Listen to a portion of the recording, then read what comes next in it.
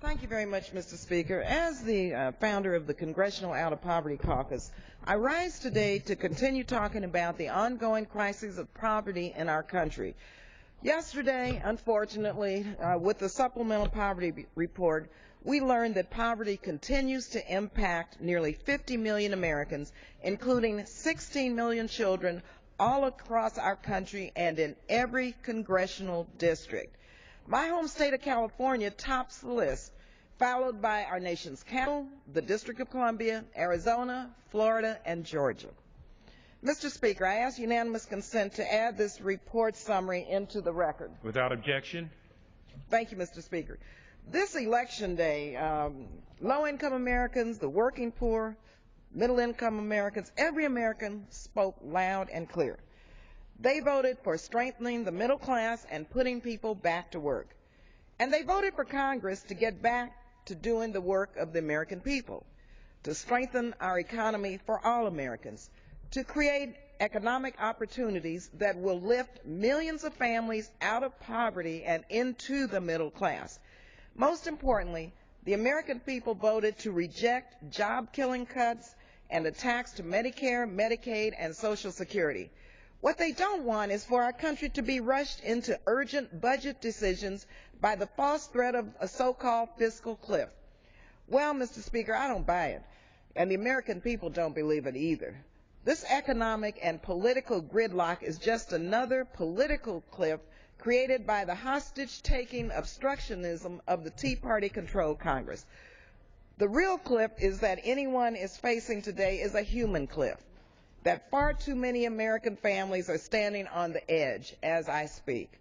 If we don't strengthen our economy for all Americans, millions will be cut off from the only lifeline keeping them from falling off that human cliff and into poverty, and that's unemployment compensation. Far too many people will be cut off from vital programs like employment insurance, the child tax credit, and the earned income tax credit if this Congress fails to act. So it is long past time to come together and to work to find a balanced approach and to get, as Chairman Cleaver just said, the partisan obstructionism that has kept us from moving our economy and our country forward. We've got to stop this. Just 10 years ago, in the year 2000, our nation had a balanced budget, projected surpluses, and a robust economy.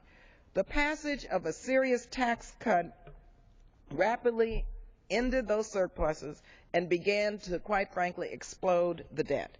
The Bush-era tax cuts have already cost over $2.2 trillion in federal revenue since they were enacted, and we could not afford to allow them to be made permanent. And let's not forget, Mr. Speaker, this Congress has already voted to cut $1.5 trillion in discretionary spending enacted through the 2011 Budget Control Act. Low-income Americans are already hurting from multiple rounds of cuts to programs and benefits that they rely on. Our middle class and our working poor have already done their part, and we cannot continue to attempt to balance the budget on the backs of the most vulnerable Americans, our poor, our seniors, our children, and our disabled. So I hope all members of Congress will follow the President's lead and support his call for ending the Bush tax cuts above $250,000, ending the billions in subsidies for big oil, and closing the countless loopholes that allow huge corporations and the super rich to avoid paying what they owe.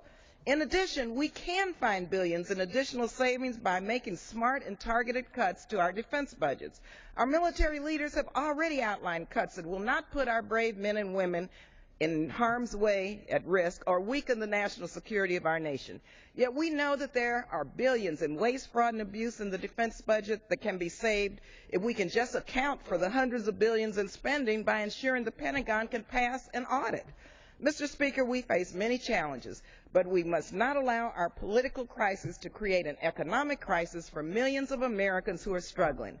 Now is not the time to turn our backs on struggling families just to preserve tax giveaways to millionaires and billionaires. We must come together to wage a war on poverty and end the war on the poor.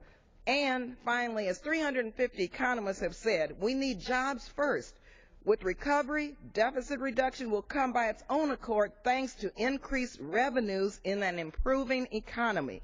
They went on to say that public outlay for jobs and recovery come first, growth is restored, and revenues follow. Budget cuts only lead to a deeper slump. Thank you, and I yield the balance of my time.